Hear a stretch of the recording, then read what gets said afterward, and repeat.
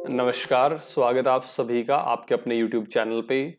Guys, basic questions की एक practice series चलाई थी मैंने और उसी को कंटिन्यू करते हुए सेकंड वीडियो है।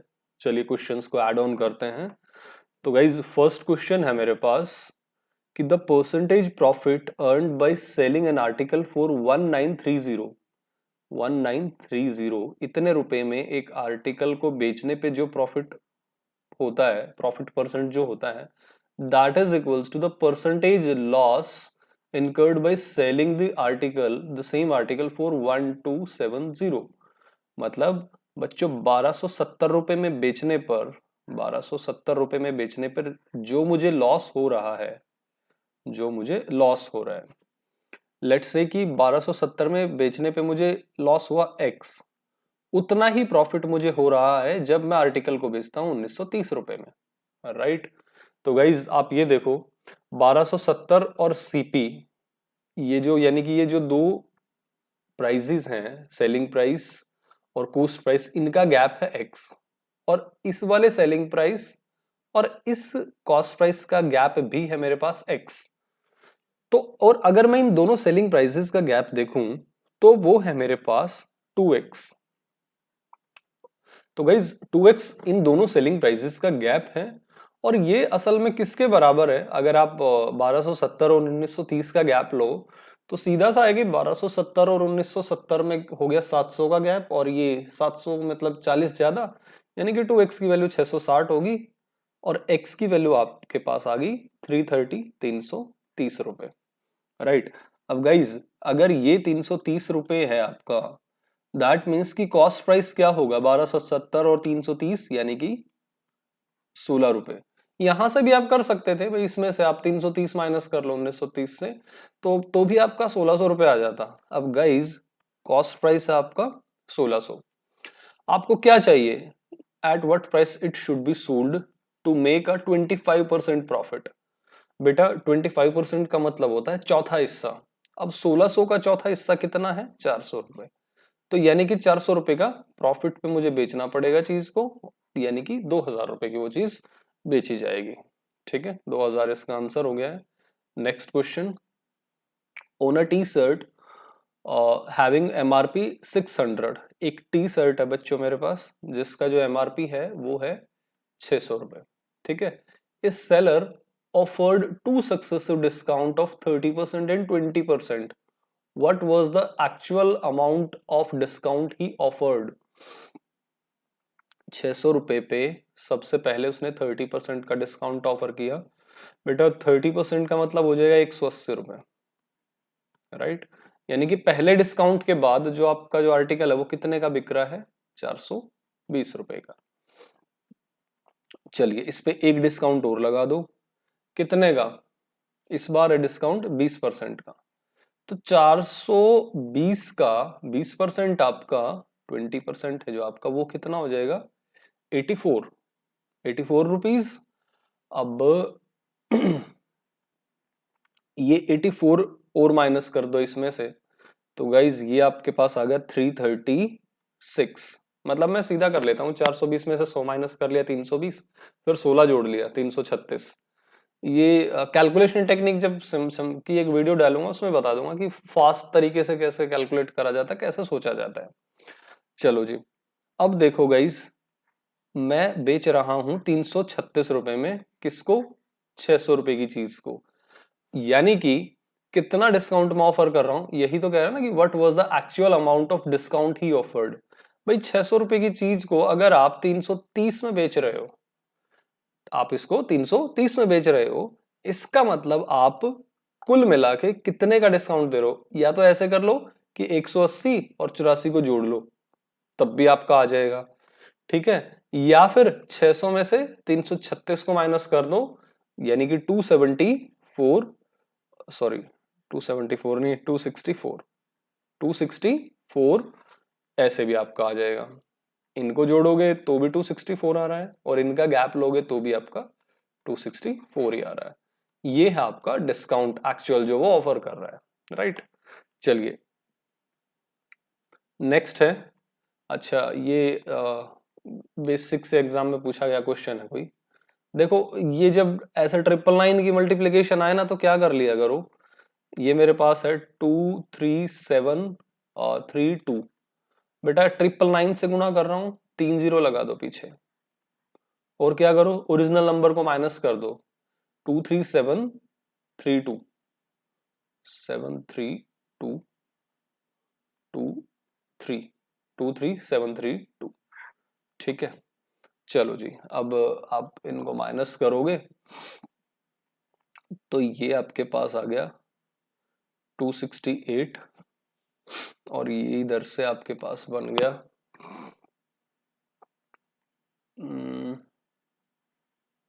236, नहीं 6 की जरूरत नहीं है, 7 ही रह जाएगा ये तो, ठीक है। और ये आपका हो गया 0, और इधर से आपके पास बन गया ये,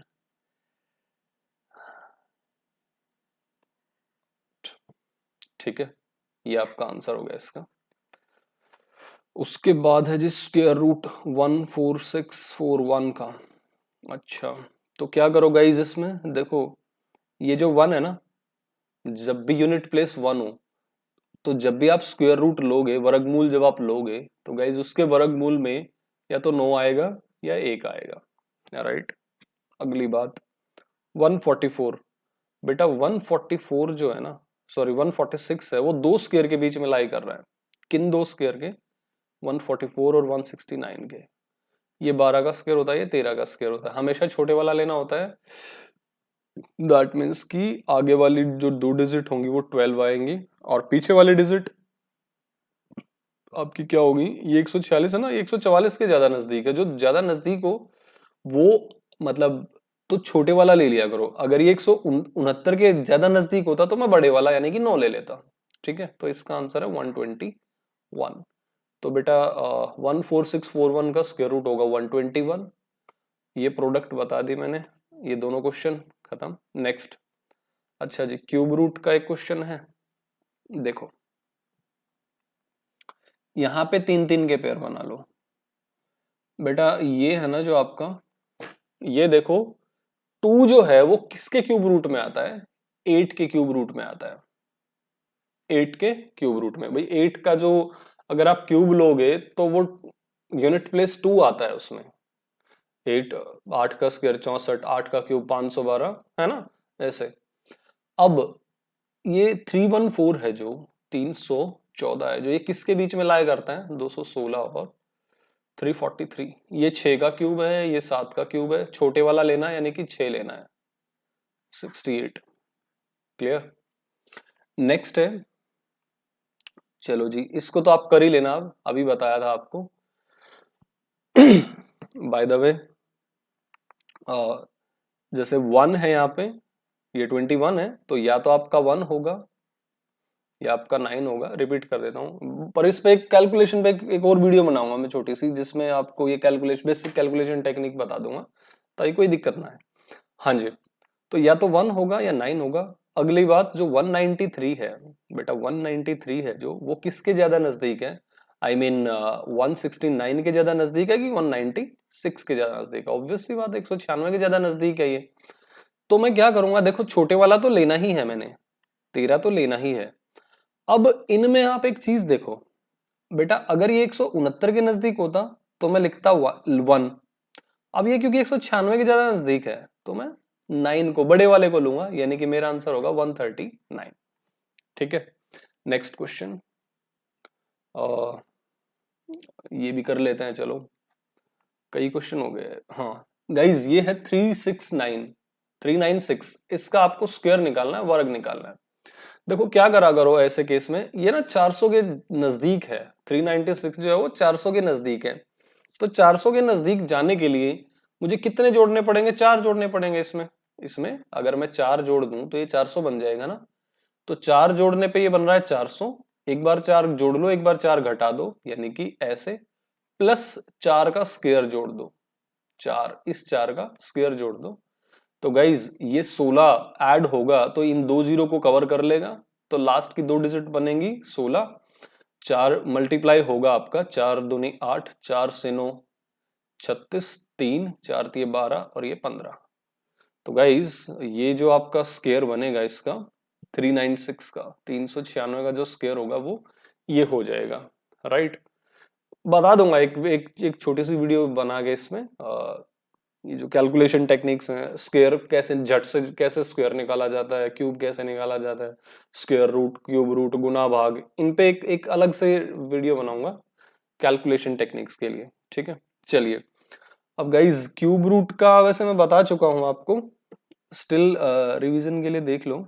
ये 4, ये 157, 157 किसके बीच में लाई करता है, 125 और 216 के। तो छोटे वाले को लेना है, इसलिए आगे की डिजिट आ गई 5। अगली बात, और 4 जो होता है भाई, 4 का क्यूब रूट क्या होता है, 4 ही होता है। 4 का क्यूब रूट मतलब जैसे 4 की पावर जो 3 अगर आप लोगे तो बेटा यूनिट प्लेस में, जैसे यूनिट प्लेस में 4 ही तो आता है, तो यानी कि 4 का जब मैं क्यूब रूट लूंगा तो वो 4 ही आएगा ना, इसीलिए, ठीक है। तो ये मेरे पास आ गया 54, राइट। नेक्स्ट, अच्छा ये जो टेक्निक्स बताई हैं ध्यान रखना, ये परफेक्ट स्क्वायर और परफेक्ट क्यूब के लिए ही हैं। परफेक्ट स्क्वायर रूट और परफेक्ट क्यूब रूट, मतलब नंबर जब परफेक्ट स्क्वायर होगा किसी का तब स्क्वायर रूट निकालने के लिए यूज होगी। सिमिलरली क्यूब रूट वाली भी उसी के लिए बताई है। परफेक्ट नहीं होगा तो उसके लिए अलग है, करेंगे वो डिस्कस, ठीक है। ये देखो जी, नेक्स्ट क्या कहता है ये कि कोई स्टोर है जिसमें प्रॉफिट जो है वो 50% है कॉस्ट का। मतलब मैं क्या कह रहा हूं कि 100 रुपए की जो चीज है ना बच्चों, उस पे 50 रुपए का प्रॉफिट आ रहा है, मतलब वो 150 रुपए की बिक रही है। Okay, if the cost is increase by 20%, मतलब अगर आप चीज को 100 रुपए की ना खरीद के 120 रुपए की खरीदने लग जाओ, या फिर मान लो चीज को आप घर पे ही तैयार कर रहे हो और तैयार करने में 100 रुपए लग रहे हैं थे पहले, अब 100 की बजाय 120 लगने लग जाए, भाई कच्चा माल महंगा हो जाए या whatever be the reason, है ना। 120 अगर आपकी लागत आनी लग जाए, ठीक है, और बेच रहे हो आप इसको उतने में ही 150 में ही, ठीक है, ये कह रहा है ना, but the selling price remains constant, then what will be the new percentage of profit. बेटा पहले 50 रुपए प्रॉफिट आता था 100 पे, अब 120 पे कितना प्रॉफिट आएगा, 30 रुपए। लेकिन आपको प्रॉफिट नहीं बताना, आपको बताना कितने परसेंट का। तो बेटा 30 रुपए का प्रॉफिट आ रहा है किस पे, 120 पे, इंटू 100 निकाल लो। ये आपका क्या हो गया, 1 से गया 4 पे और ये 4 गया आपका 25 पे, यानी कि 25% का प्रॉफिट, ठीक है। नेक्स्ट, अच्छा ये कहते हैं कि जी इसकी वैल्यू बताओ आपको। ये बेटा जब भी 525 या 125 से मल्टीप्लीकेशन हो तो आप ना मल्टीप्लाई करने की बजाय एक काम कर लिया करो, जैसे 124 है तो अब क्या करो, इसके पीछे 3 जीरो लगा दो। 125 में 3 बार 5 आया तो 3 जीरो लगा दो और 8 से डिवाइड कर दो इसको। इसको आप 8 से डिवाइड कर दो, ये होता है थोड़ा इजी तरीका होता है ये मल्टीप्लाई करने का। तो मैंने क्या करा, ये गया 2 पे और ये गया ये 3 और 1, मतलब 15.5 को अगर आप 1000 से गुणा करोगे तो जी ये आपका आ गया ये और डबल जीरो, आंसर है ये आपका। नेक्स्ट, बेटा जब भी आपकी मल्टीप्लीकेशन हो 11 से तो क्या करना है, देखो यूनिट प्लेस को तो लिखो ऐसे का ऐसा 7 लिख दिया, ठीक है। 7 में इससे अगला डिजिट जोड़ो 9, 2 में उससे अगला डिजिट जोड़ो 2 और 3 5, 3 में उसके अगला डिजिट जोड़ो 3 और 4 7, 4 में उसका अगला जोड़ो 4 और 2 6, और ये लास्ट डिजिट फिर ऐसे का ऐसा। ये लो जी आपकी मल्टीप्लिकेशन ये है, राइट। नेक्स्ट, ए कर सकता है एक काम का 2/5 हिस्सा 12 दिन में, बी कर सकता है 1/3 काम 20 दिन में। बेटा अगर 2/5 काम 12 दिन में कर रहा है यानी कि ए उस कंप्लीट वर्क को 30 दिन में कर सकता है, ठीक है जी। बी अगर 1/3 भाग 20 दिन में कर सकता है तो पूरे काम को वो 60 दिन में करेगा। तो बताओ इन how many days both of them together will do 4/5 of the work. अच्छा ठीक है, कुल काम को मैंने 60 मान लिया, इन दोनों का एलसीएम, एफिशिएंसी ले लो। यस आपकी एफिशिएंसी आ जाएगी 30 से 2 और 60 से 1, टोटल एफिशिएंसी आ गई 3। कितना काम करवाना है, then in how many both of them together can do 4/5। बेटा 60 का 4/5 हिस्सा आपका कितना काम हो गया, मतलब 48। मतलब ये 12 से गया ना, 12 चौक 48। 48 यूनिट काम कराना है किससे, ए और बी से, मतलब 3 एफिशिएंसी वाले ग्रुप से। तो ये गया आपका 16 पे। दैट मीन्स कि आपका जो टोटल वर्क है वो 16 दिन में कंप्लीट हो जाएगा। टाइम ऐसे ही तो निकलता है, तो ये work divide by efficiency. Efficiency A और बी की 3 थी, तो आंसर आ गया आपका 16 दिन। नेक्स्ट, ए और बी एक साथ 36 दिन में कोई काम पूरा कर सकते हैं। A and B can do a work in 36 days. B, A alone, A अकेला 60 दिन में। सबसे पहली बात, एलसीएम 180, एफिशिएंसी ये 5 और ये 3। B does the work only for half a day, then in how many days A and B together will complete the work? देखो बेटा, A की एफिशिएंसी क्या है 3, B की एफिशिएंसी क्या है 2। भाई क्योंकि दोनों की 5 थी तो B की 5 - 3 2। अच्छा जी, ये कहता है इन how many days A and B together will complete the work. A plus B combined efficiency क्या होगी 3 प्लस, अब B पूरा दिन काम नहीं कर रहा है, सिर्फ आधे दिन काम कर रहा है, मतलब 1 यूनिट काम निपटा के जाएगा रोज। ए और बी की एफिशिएंसी आ गई 4। टाइम वही मेरा बराबर होता है किसके, 180 भाग में 4 के, मतलब ये 90 का आधा आपका 45 दिन। 45 डेज इसका आंसर होगा, एक साथ मिलके ये 45 दिन में काम खत्म करेंगे। नेक्स्ट क्वेश्चन, ए जो है वो ट्रैक बिछा सकता है 2 स्टेशनों के बीच में 32 दिन में, ठीक है। ए कर सकता है काम को 32 दिन में, बी उसी काम को कर सकता है गाइस 24 दिन में। अच्छा, सी की हेल्प से उन्होंने निपटा दिया ये काम 8 दिन में। A B C, LCM 96। उसके बाद ये ए की एफिशिएंसी 3, बी की 4, ए प्लस, अरे तीनों है यार इसमें, सॉरी, तीनों ने मिलकर 8 दिन में किया, तो ये है मेरी 12। तो गाइज यहाँ पे मैं क्लियरली बोल सकता हूं कि जो एफिशिएंसी ना आपकी किसकी, सी की, वो क्या होगी 12 में से 12 तीनों की है, ए की 3, बी की 4, 12 में से 7 माइनस करो 5 यूनिट, ठीक है। ये सी की एफिशिएंसी है। तो टाइम क्या होगा सी का 96/5, यानी कि 19 से 1/5 दिन। सी अकेले का पूछा था, 96/5 देख लेना, 19 1/5 डेज। आगे, इस certain number of men can finish a piece of work in 20 days. मैंने मान लिया एक्स आदमी एक काम को 200 दिन में कर सकते हैं। If there were 10 men less, अगर 10 आदमी कम होते तो it would have taken 10 days more. अच्छा जी, अगर आदमी होते बच्चों 10, यानी कि देखो M1D1 बराबर M2, यानी कि आदमी होते x जमा 10, D2 भाई 10 दिन एक्स्ट्रा, यानी कि 200 में 10 दिन एक्स्ट्रा, 210 दिन। How many men were there, men को क्या माना है मैंने, मेन को x माना है, सीधी बात है, सिंपल सा है। फिर तो ये कट गया आपका, और 20x है जो आपका, वो हो गया 21x प्लस 210 के बराबर, ठीक है। अरे सॉरी सॉरी सॉरी यार, यहाँ पे ना बेटा सुनो सुनो, x प्लस 10 नहीं होगा, x माइनस 10, क्योंकि ये कह रहा ना कि अगर 10 आदमी कम होते, 10 आदमी मैंने ज्यादा कर लिए थे, सॉरी, तो ये आ गया 21x माइनस 210, 210 इधर 28 इधर, तो x की वैल्यू आ गई 210। तो कुल मिला के ओरिजिनली कितने आदमी थे, 210 आदमी थे, राइट। नेक्स्ट, नो एग्जामिनर है एक can examine a certain number of answer books in 12 days by working 5 hours a day.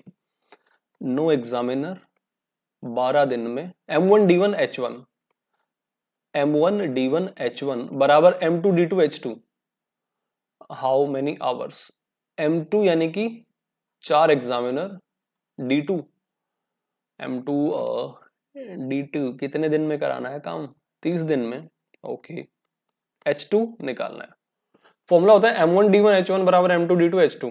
यहाँ पे M1 यानी कि नो एग्जामिनर, एक जो आंसर बुक्स चेक कर रहे हैं 12 दिन में यानी कि D1, H1 यानी कि 5 घंटे, रोज के 5 घंटे। How many hours a day यानी कि H2 की वैल्यू निकालनी है। M2 4 एग्जामिनर और डेज D2 30, राइट। H2 की वैल्यू निकाल लेंगे, बहुत सीधा सा है कि ये आपके पास आ गया 12 से 5 ये 60 और ये 120 है तो ये 2 पे गया। H2 की वैल्यू आ गई आपके पास 9/2 यानी कि 4.5, 4.5 घंटे। ठीक है, next, A can do a work in, किया तो था ये क्वेश्चन तो करा है यार, सॉरी ये क्वेश्चन कर चुके हैं गाइस हम, अभी किया था, इसका आंसर 16 आया था। Next, okay guys, thank you, और नए क्वेश्चंस के साथ नई वीडियो में मिलते हैं। Thank you guys, thank you so much and have a nice day ahead. Thank you guys.